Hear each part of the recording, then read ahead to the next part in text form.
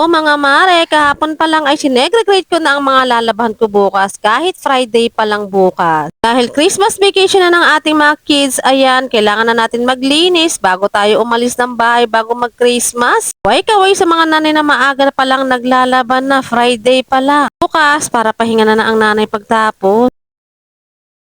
Hello mga mare, magandang umaga. Tara, samahan niyo ako ulit. Tayo ay maglalabandera for today.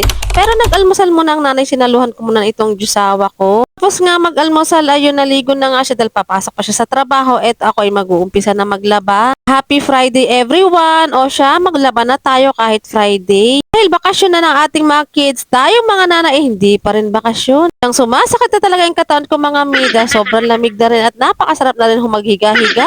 Hindi tayo pwede maghiga-higa dahil nanay nga tayo.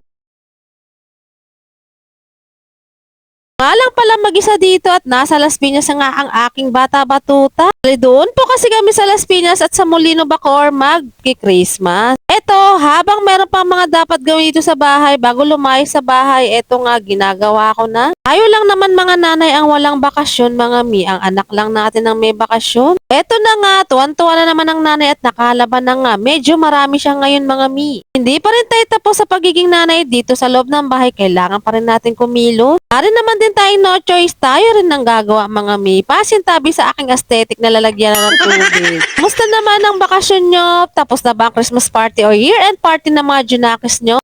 Nagtitiklop na naman ako maya-maya, may panibago na naman tayong tiklop. May bago na naman tayong titiklopin. Eto na naman mga mi. O siya, follow for more vlog. Salamat sa pagsama.